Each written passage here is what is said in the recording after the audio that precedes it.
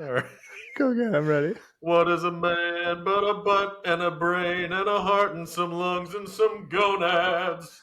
Today on the Manspace.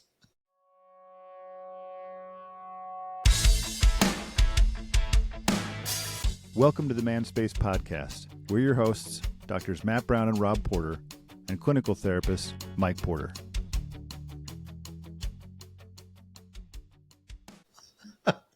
Welcome, Spacemen, to Matt. Channeling Kelsey Grammer from SNL. I just watched him on 30 Rock. He's done a couple episodes where he's like a grifter. And it's him and Jenna and Kenneth, and he's like, we call it the best friends gang. Oh, that's right. He's honest himself, Dude, isn't he? Yeah. If anybody wants a real treasure of a sketch, I think it's that episode. The heart, the brain, the butt. Whatever the one was, it's like an Iron John episode, or that skit, right? But there's another skit, I think, on that same time he hosted called Something Smells Good in Stinksville. It's like they're like so baffled by something that smells sweet in the air and they can't handle it. So he just keeps like requesting the cat's butt. Someone just brings him a live cat and he's like, oh, there we go.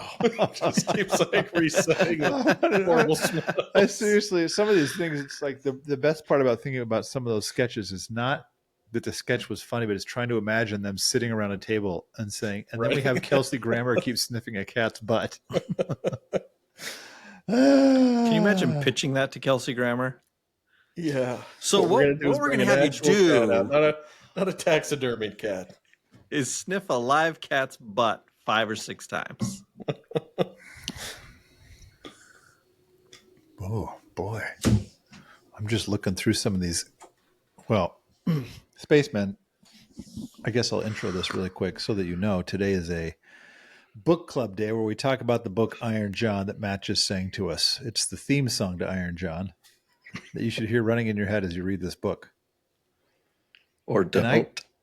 I think I've decided that I have mixed feelings about this book now that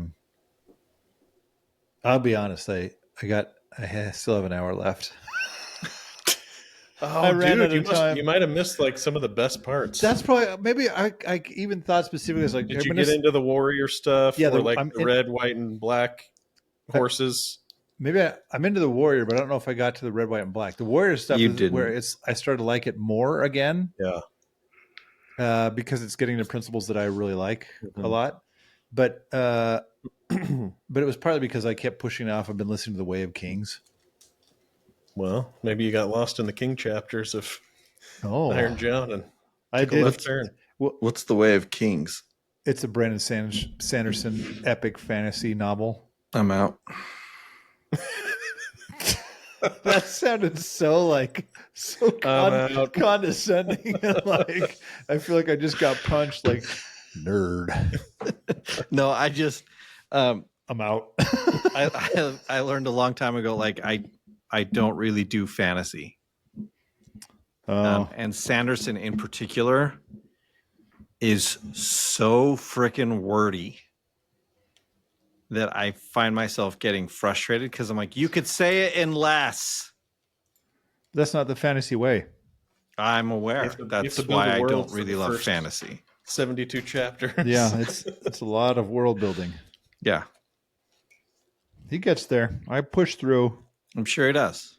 And from everything I've heard, some lungs. They're phenomenal. A butt and a brain. Butt and a brain, heart and lungs, and some gonads. Mike's still talking. I'm like, not moving back on to Iron John. That's cool.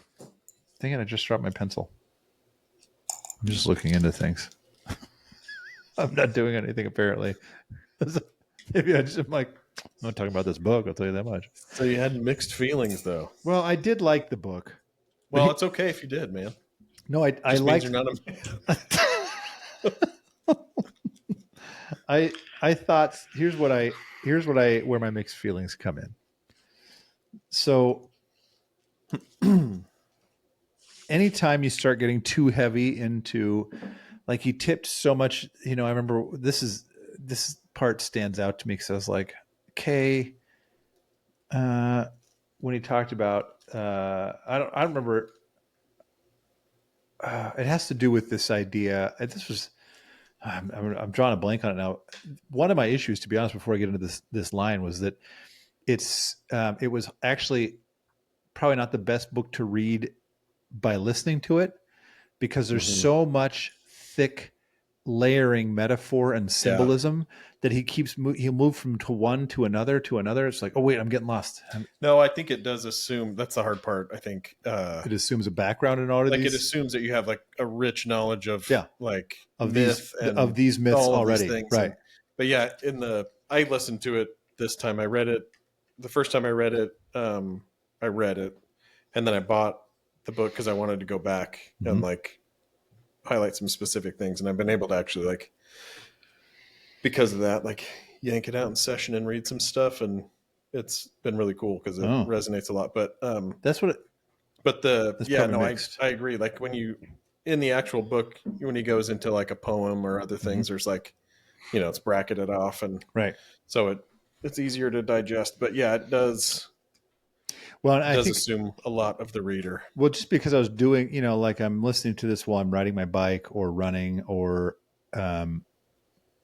yard work or something. Yeah. So I'm tracking things, and then I lose it because I'm paying attention to something else. Yeah.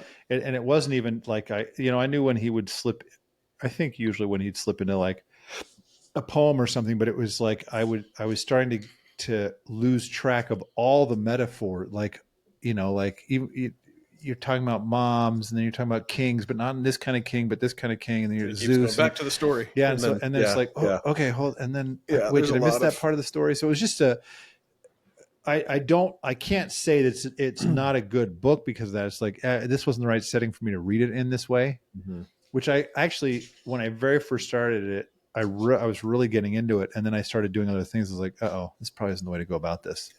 But I actually, the reason I didn't finish is because I like to wait until we're about to do this so that it's very fresh in my head. Yeah. And apparently it was a little longer than I thought it was. Oh, the book. Yeah. I was like, and I didn't, seems like Monday I didn't ride my bike or something like that. Anyway, so, but like this idea, and this is where I always get a little bit stuck, where I feel like that just sounds like they state it like it's a fact instead of like, this is a way of looking at this that I'm not sure I agree with. When he says something about how a mom can say to your son, here, I washed your shirt, and there's a lot of sexual tension in that. And I was like, I mean, well, it's funny because at some point he calls out the fact that, Freud and Jung both, like pin a fair amount of blame for where we are as men on mothers. And he goes, right, they got it wrong. Right. But then he'll tie back in the idea of the sexual tension that exists between a mother and her son. And I'm like, well, those are all real Freudian ideas. So did they get it that wrong according to you? Like, yeah. And that was where, like, I was the same. There was aspects that I really liked about the book. And it was generally when he leaned away from the mythology and just said, this is what this looks like now. That was where I was like, yeah, okay. Like when he got into talking about the warriors and the need, like a lot of that, I thought, yeah, I can see. And it was interesting because this is what, from 1990s? Yeah. The peak of society. Yeah. Yeah. Right. And I thought these are, he was seeing these things that I think are even more pronounced now, 30 years later. That was the part that when I read it the first time, so that would have been like 2019-ish. Yeah, it was like, it feels like we've gotten worse in a lot of ways. Yeah, that's what I thought. And it was like, yeah, man. And then, reading it now, looking back to, because that was like, I read it right before I started setting up my office and like preparing to leave the university and all that stuff. And so, I think I ended up like, I was telling Rob, I checked the book out from the university library and I don't think I ever returned it. Took my golden ball and left. But I never went back to visit Iron John, the wild man. I looking back now, I'm like, holy crap. Like, I I didn't remember specific parts of it, but it's weird how like a lot of the way that I set up my office and a lot of the things I kept feeling like drawn to, Like kind of the like wood and I just landed on like these four design elements, four. but the like the I remember the steel in my office just like getting really excited that it was going to rust. And like so it was in there somewhere, right? And like there's a lot of these things that I think I took with me, but I agree. I think it's like a heavily like mythology infused and poetry infused version of like Robert Moore's stuff, which is Jungian, like the king. Everybody's probably heard those four, like king, magician, warrior, lover, archetypes of masculinity, and he really hits on like the king and the warrior, and kind of dabbles in the magician. I think he calls it like the trickster. Yeah. And then he like pulls in elements of the lover. But I think like it was interesting reading it this time and looking back at like I really identify with the whole, like when I look back at my whole life, I'm like, man, like these are like pivotal moments that were really meaningful. So so for me, I feel like it's in my opinion, it's my favorite man book I've read. Man book. Interesting. That's what I think. What's interesting, I wondered. I actually didn't, even though the mythology, I would have been aided by knowing as he's getting into like Greek mythology. Yeah. It's like I wish I knew a little bit more about some of the stuff he's like talking all these about. gods that I've heard of, but I'm like I have no reference. Right. Yeah. But one of the things that I appreciate about the infusion of mythology throughout is actually, I like when books, when you can see, yes, this was written in the 90s, but actually a lot of it still is applicable today, or it's even worse today. I like being able to look and see we've had these narratives as humans and as men throughout the history of man. Yeah. So it's not like these aren't things we're making up now. It's which would imply it's innate somewhere in humans to story things this way and to make sense of things in this way and to react the way we react to each other in dynamics and things like that. I don't, the favorite part is I thought maybe I did wonder if there's certain things that I really liked. I like this idea. I actually thought about like in our church when missionaries go out when they're 18 and thinking it's our version of like go off into this difficult thing to become a man. Yeah. It's like he mentions rites, it's like a rite of passage. It's like, go through this. It's going to be something that you have to go struggle through. And I really like some of those ideas, and I like the general idea. And this is where I got frustrated. And this is maybe what I missed is it feels like, okay, but how do I like this idea of like descending into ash, like the descent down that's necessary. I was like, but how do I do that? I don't know how to do that. Like I want it, but I don't know how to do it. One thing that stood out to me there was like, because I don't know, like later the red, white, and black horse stuff. He talks about like those being kind of the cycles of a man's life, but you also kind of do it in smaller ways throughout. There was one line in that part when he was talking about ash where it's like, I can't remember if he said like men need to learn to shudder. Yeah. And that we're not, some men aren't good at that. Yeah. So it was weird because like, not to make this about diet, but that's one of the first things I noticed when I like stopped eating meat. Like that line, like shuddering, like I felt that in a weird way, like pain and I am not like a super earthy tree hugger type of person. Right. But like, I felt like that shudder, like for like life. And it's weird. It's kind of stuck with me. I'll tell you, the only reason I'm laughing is like Matt's over having a shudder for life today while I'm over there eating my lamb and beef together. No, but that's the thing. Like, I don't think I hate talking about it because I don't want to sound like I've found some like, You found the truth, the no, deeper it's like, enlightenment. but Yeah. it's been like personally really Right. meaningful. Yeah. But yeah, I mean, who knows? Maybe in a year I'll be pounding brisket again. Who knows? But like, Brisket. but it's been a cool experience to kind of like connect to Yeah. some of those themes in a different way. And I think that's what a lot of people are saying. Like, you know, when women in our office say like he has no empathy, Right. and I think that's such a cool way of saying it. Like he just doesn't know how to shudder, Right. right? Like he doesn't know how to like let things really affect him on a deep level and like sink into That's something that he feels like is death and he can't face. yeah.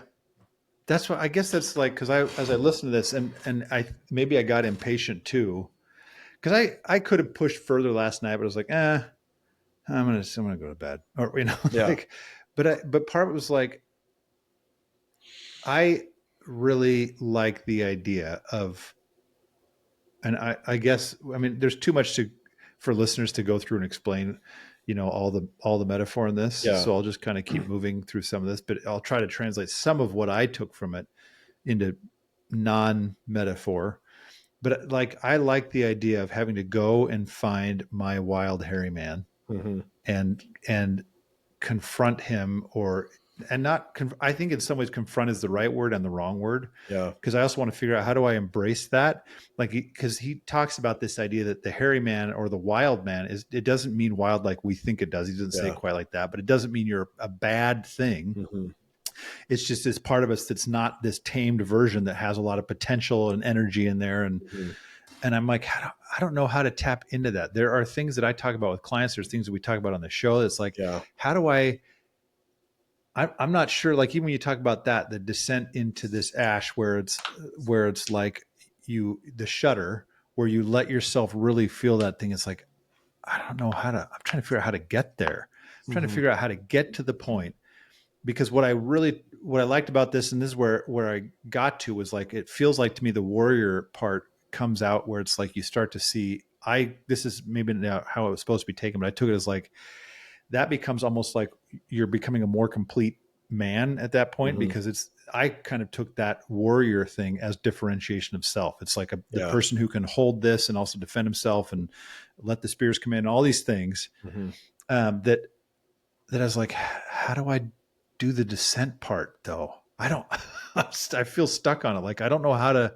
I think we talk about it all the time, right? Where it's like worrying about all these things that we're trying to like keep going, and keep providing, and I think like I did think about that. Being able to let go. I think we've, as a group of spacemen, like, I feel like we've touched on things that have brought us down to those levels. And I think it's like the ability to feel like the grief and the pain that goes along with, when he talks about the colors, right? It's kind of like the white is like, the white horse is like, not necessarily like the white knight syndrome stuff, right? Like, I have the ability to bring good into the world. I have the ability to like do a lot of those things that everybody tells us makes you a man. But yeah, a complete man is somebody who's gone through that red kind of like wild rage phase, gotten to that place where you can kind of integrate that energy, and then you can also descend beyond that and kind of get off that horse in a way, right? Like, what was that Brene Brown story she shared about she was like at a book signing or something, and a dad came up and basically told her like, I don't think you get men's shame. And she was like, what do you mean? And he's like, I think those women that you just signed that book for would rather see me die on that white horse than get down off of it. Yep. So I think the descent is really meaningful. And I agree, like the wild man thing, I think later he talks about it like he just defines it as like soul. And I remember when I read it the first time, thinking back to like needing to go back to the woods in a way, because as a teenager, I've told you guys these stories, but like this kind of ties into the red horse, like it's not necessarily rage, but it's kind of like wild and like out of bounds and stuff, right? Like for me, like my teenage years were that. And I remember like just fighting. Like, it's so weird for people that know me to like even imagine me doing this, but like completely blowing up on my dad. Like this guy cut me off on the way to, I went to like that community college running start thing, you know? So like me and my friends are driving and this guy like cut us off and was being a jerk, and then follows me into the parking lot and comes out like I did something wrong. And the parking lot attendant came out to kind of mitigate. And I just snapped, dude. I just started like screaming at this guy and telling him to like get back in the car and leave. And he's like, yeah, okay. The parking attendant was like, okay, I guess you got it. My friends are like, dude, what the crap? And I'm like, I had been such a kind of like guilty, anxious, good little boy, and then had to like really find my fierceness in a way. And I feel like that's where like my band went from like, hey, we're a middle school band, to like, dude, let's play death metal. We like raged forever. But then for me, the mission was almost like not necessarily a rite of passage, but more like a purification process that left all that behind. Yeah. Which I think when we talk about it like religiously and doctrinally, it sounds like, yeah, that's what you should do. And I'm like, yeah, that was super helpful in some ways, but I feel like I left something behind that was important and I had to go back and get it. And I remember right after my mission, or like early on in our marriage, reconnecting with music in a way that like pulled that soul back into me. And then again, like reading it and visiting, my dad took me around. Just, it was weird. He just kind of like intuitively walked me around downtown Olympia where a lot of that music scene was. And he wasn't like, it's like he almost knew I needed to do that for some reason. And I was like walking around feeling like, oh my gosh, like I'm connecting to something that I've left here that's really vital to my wholeness. And then I think that's why when I bought that guitar or like played the guitar and called Lisa, and I was like bawling. She's like, go back and buy that guitar. I was like, yeah, just there's something like deep within me that feels like I'm constantly finding, integrating, but then like putting off and finding again, and then like putting off. And I think I struggle a lot sometimes with like integrating all the different aspects of like life. And I can kind of like, probably like most guys, like I can like compartmentalize and like pretend that, oh, this part, you know, I don't need this anymore. But it's like, but then I have like this soul hunger, you know, and it's like kind of like when we've watched videos of dudes building shelters and like really connecting with nature and simplicity. It's like, oh my gosh, I want to cry. I want to go out there with them. Like, I think that's the wild man energy for me, is like there's something at like a soul level that we're constantly having to reconnect with. Yeah. That's, I don't know. I wonder sometimes it's happened before with music. I don't feel like in the same way it happened for you. Yeah. And I'd be curious to see what happens when I'm doing it with other, because like this weekend is when we go have we're getting the band back together. Nice. And the drummer will be so excited when he hears this next week. He is Ryan Schooley. He'll be so excited I mentioned his name. He's like, hey, can you bring Matt and Mike with you? I was like, yeah, they're like my entourage. They go everywhere I go. Where is it? San Luis Obispo. That's where you're going? Yeah. Dude, that is the most beautiful place in the United States. That was our lone tour we did. We went and played there back when we were a band. Dude, it's freaking pretty. That place is awesome. Yeah. But it's also not going to be as warm as I want it to be. That's fine. Don't worry about it. And no fast food restaurants within the city limits. Is that really a thing? Yeah, because they don't want people like idling and creating more. Down. Anyway, like playing music with people, that I've felt some of that. And sometimes when I like that like deep soul hunger, I've thought, I think where it's interesting what you describe, I think maybe I haven't had this. I watch a lot of men do this. Mm-hmm. I think for sure more men than women. I've seen some women do it, but men have, this is, you could call it for some men, their midlife crisis where they have this like break. And I think it's really an attempt to like, I've never paid attention to myself. Like I just did what I was supposed to do. And I've never sought out the hairy man. And it's Yeah. like, and thinking, I wonder if I've done that or not. Like I've never had a break moment that I know of. Maybe I'm overlooking some things, but like it's figuring out. And I do think you're right. I think there's been some descent. Like even recognizing I want to embrace the pain, if for lack of a better way to put it, because that's for me, one of my biggest fears is I have no more money. Like I'm poor and we live under a bridge. But I want to embrace the pain of that because I want to try something different. I want to see what else I can do, see what my potential is. Mm-hmm. And so I recognize maybe that's the descent of like, I'm letting this part of me die that maybe I've tried to make look successful to everybody so that I can do this thing that may not be successful.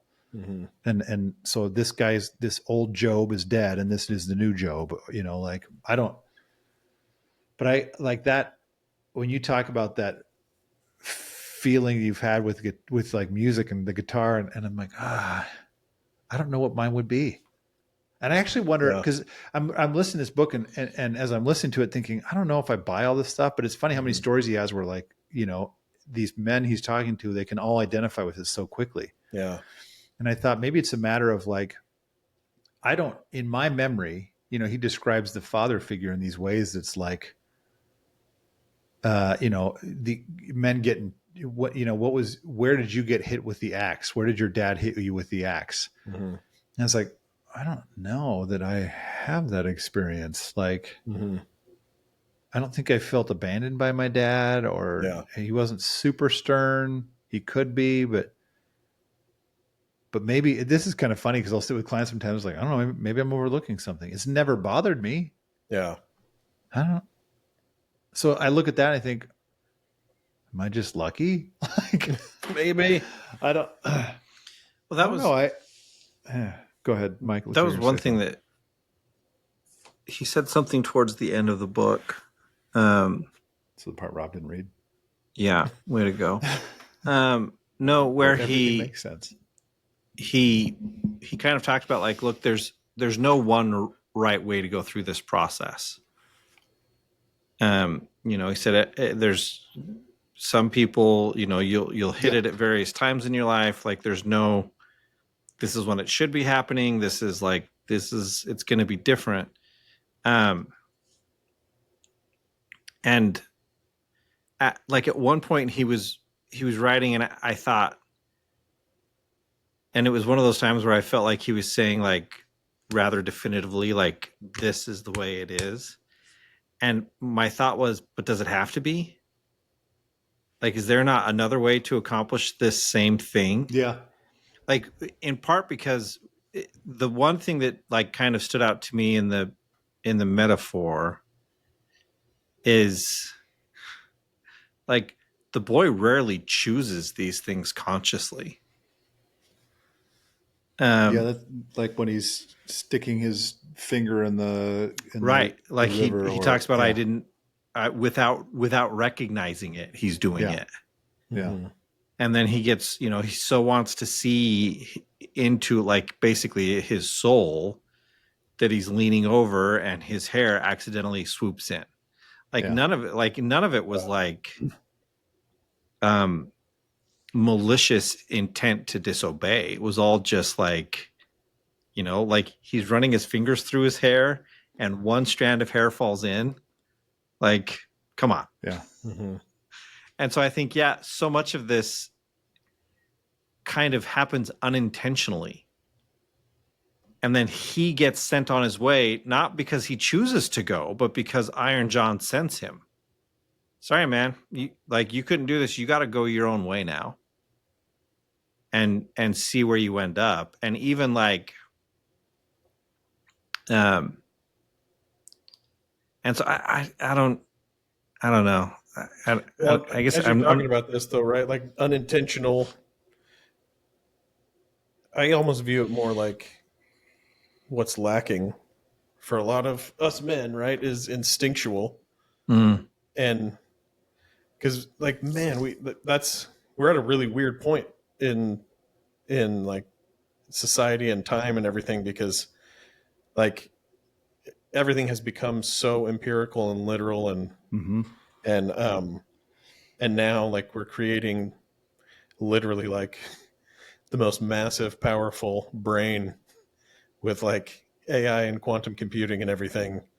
And and but we've had like thousands of years of being tied to intuitive and instinctual like mythology. And I think that's kind of like the soul hunger is like, yeah, I didn't plan this out. And even when Iron John asks him to leave, I think that's kind of more like, cool, you've intuitively connected with the next part of yourself, so go. Yeah. Not like you've broken a rule, get out of here, right? Yeah. Right. But like, I think I think we always talk about women's intuition, right? But like, when have you ever heard somebody say a man's intuition? Mm.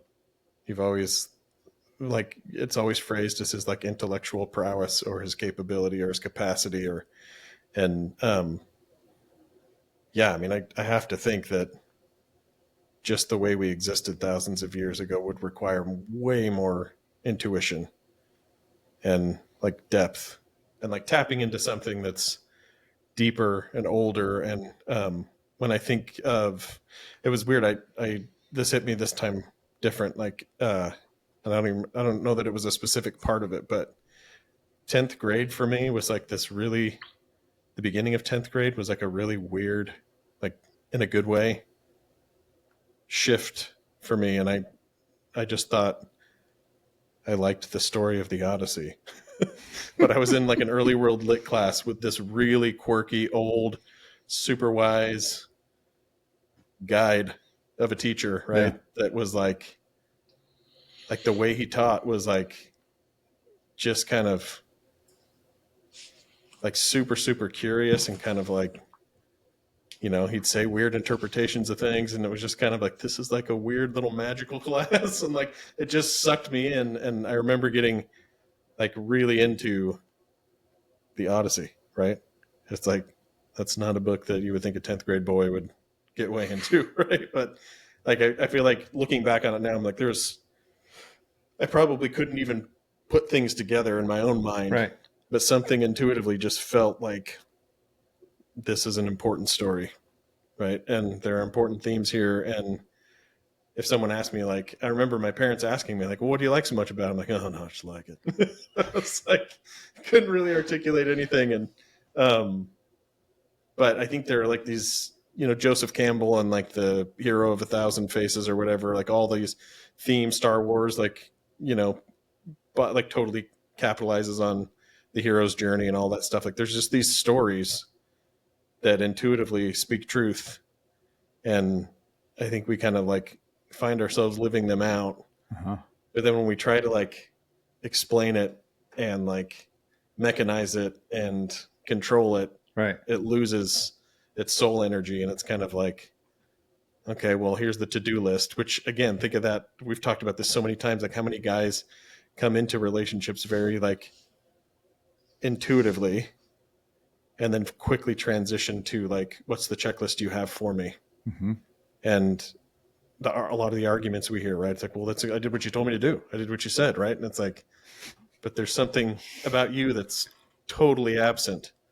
And I do think that, I can't remember how he says it, but I don't think I don't think it's women's like responsibility to help men find that. Right. But I would go a step further and say they have no idea how to help a man find that. Correct. Right. Like as much as they might try. And so I think that thinking about all these different guides and people in our lives, and maybe as you're thinking of your dad that way, like what, you know, instead of like, did he inflict an axe wound on me, or did he guide me in some way that helped me connect to something that is hard to define? Well, and I think that's one of the interesting things to me, is there seemed to be a theme of how increasingly we have shifted away from allowing these things to happen. I as our technology has advanced, as our other things have advanced, we've lost the necessity of doing these things. Like that's kind of the whole point that Michael Easter makes in The Comfort Crisis. All of these things that used to challenge us and that used to help us, I think, get in touch with Iron John are gone. And if we don't do something to actively look for those opportunities, and if we continue to try to always go for the easiest thing, then we're going to miss these opportunities to tap into that kind of power that's there. And he points out early in the book that, like the key to Iron John's cage is hidden under the mom's pillow. But it's not her job to give us the key. We have to take it. To break up with her to get it. Yeah. Well, it's interesting too, because I think he said, right, it's not like mom doesn't want you to. Right. Mm-hmm. But yeah. Like yeah, she but wants as it, but modern mom like hiding that key somewhere, right? Out of fear or yeah. Yeah, because when he talks about like some tribe and the men would kidnap the boys from the women were in on it, but they faked this big like, oh my gosh, you're taking my boy. Yeah. And then they come back and they come back and they're like super happy that they had this experience. I'm like, yeah, when does that happen in parenting, when a dad is trying to like do something risky or a little bit unsafe but challenging and good? When is a mom saying like, I'm so glad you're doing that, right? And I'm not saying that doesn't happen, but like a lot of times it's he doesn't need that, or that's dangerous, or all sorts of things, right? That's where lots of my I got real nervous around being a dad, because it felt like I didn't want to do something. I didn't feel like I knew what I was doing. Yeah. And then it felt like my wife did. Mm-hmm. Or if I did that, she would get anxious. So it felt like I shouldn't do that then. Mm-hmm. So I'm having all sorts of thoughts. I don't even know what they are. Well, and go ahead. It's interesting to me too, like, because I've become aware a lot of, like, as I get older, my anxiety seems to be more intense. And the other day I mentioned to Matt, Rob, you probably heard that we were playing wiffle ball with the young men, right? Yeah. And at the end, one of the moms came to pick up her son and had brought her youngest kid with her. He's like 6 or 7. And the dude is like, he's hilarious. He loves he'll climb anything. And so there's this tree, and the closest fork in the tree that he can get to is probably a foot and a half above my head. So 7.5, pushing 8 feet probably up. And so I come around the corner. I'm like, and I just asked him, like, what are you doing? And he goes, well, lift me up into the tree. And I'm like, okay. And then I had this thought. I was like, wait a minute. Am I going to get in trouble by your mom if I lift you up in this tree? And he goes, no, it's fine. And so I lift the kid up in the tree. And once I put him up there, I'm like, oh, that's kind of high.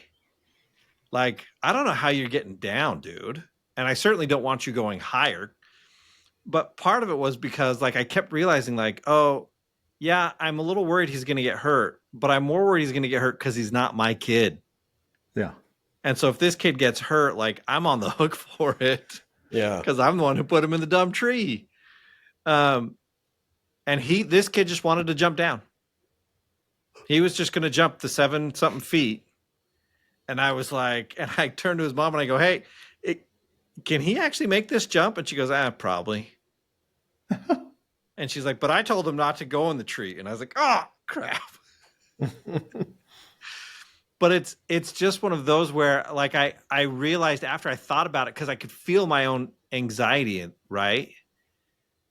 But then I realized, like, no, some of it was that I was worried that it would create problems with mom and dad. Mm-hmm. And I thought, if it had been my own son, would I have just stepped back and said, all right, dude, jump? Yeah. Like, he was pretty confident in it. And I think, yeah, would that have been one of the moments where, right, he gets one of the wounds that becomes so necessary in later life. Yeah. maybe he does fall and break an ankle or twist an ankle or, mess up his knee. I don't know. If it had been my own kid, would I have been willing to let him do it? Yeah. No, and this ties in kind of to what you were saying a second ago, Rob, too, that like, I guess as you're thinking about who's maybe uncomfortable with this, right? When he's talking, I think it's in the warrior section, when he's talking about the difference between iron and copper, and how so many of us as children were made into copper boys, right? Like conductors. And a lot of guys that are like posting content on Instagram who, right, wrong, or indifferent, they're speaking to men, but like 95% of their followers are female. And they will say things like, when she's upset like this, you need to be grounded. But what he's saying in the book is like, that's a copper man who puts one hand on her heart and one hand on the ground and channels all of that energy, right? And like is non-existent in a way, right? He's comforting, but like he says, every relationship needs fierceness, and how oftentimes, like, I think it was Carl Jung that he quoted in there that said, like, sadly, most American or European marriages, the man does all this fighting in the office.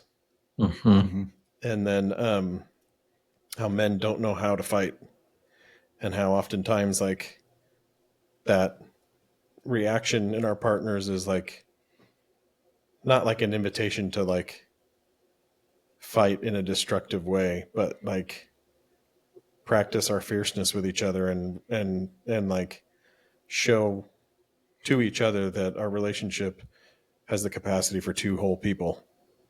And so, how do I become iron in that moment? One of my favorite parts was when he was talking about that.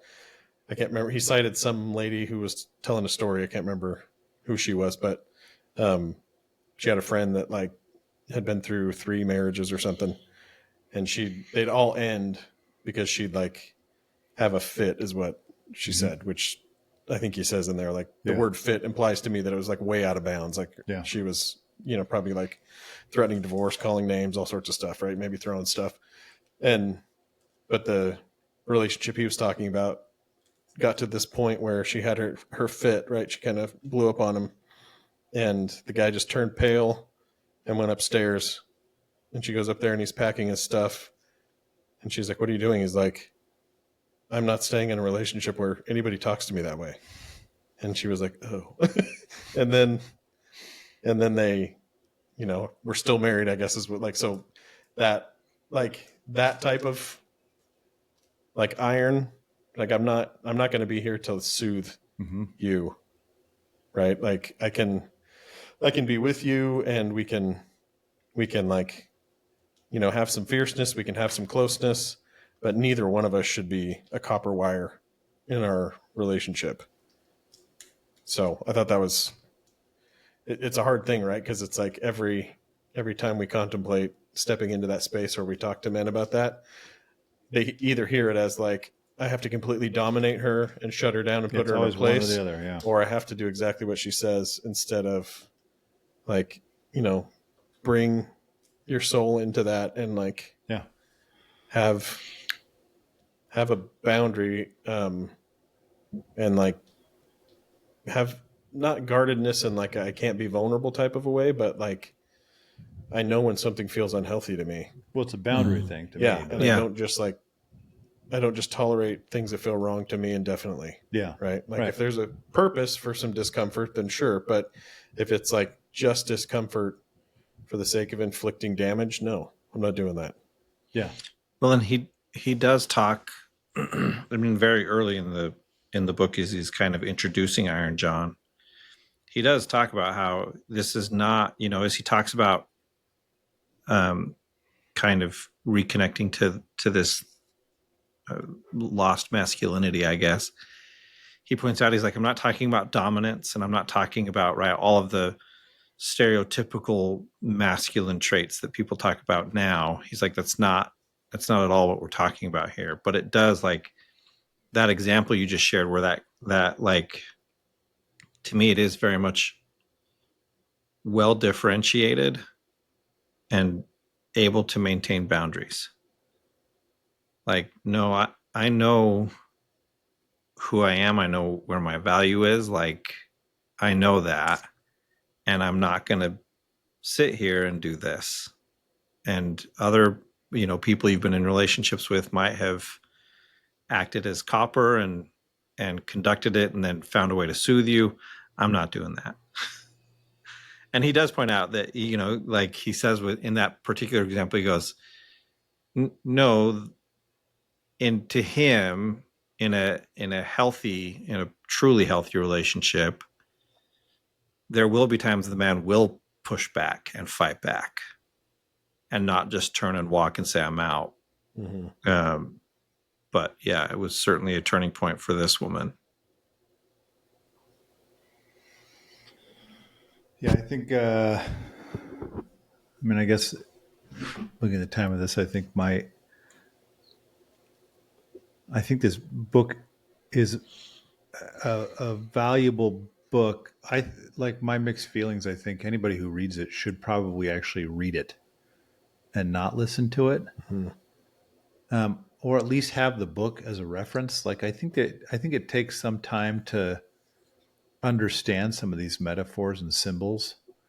I don't always think, to me, we've said this before, or I've said it before on some of these episodes. Sometimes I boil things down too simply, but it's like, if I had to boil this down, it does feel like there is a necessity in, and this is the part that I'm looking for the practical ways this happens in my life. And I don't know even what it is, but I want to figure out, how do I embrace these parts of me, that maybe I've decided were bad or shameful, and saying maybe they're not. Maybe I just need to see what these are and see what the value is in these things and incorporate them into me, or let them be a part of who I am, and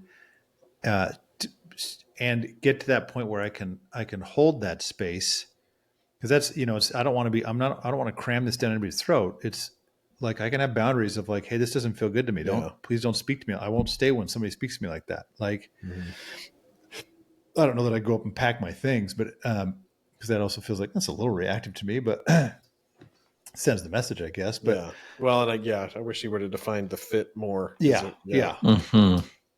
But I think, maybe you guys have some more things you want to say, but I think my message still is always like, I do hope that anybody, I always hope that, I just got an email today that from Feedspot, podcast.feedspot.com.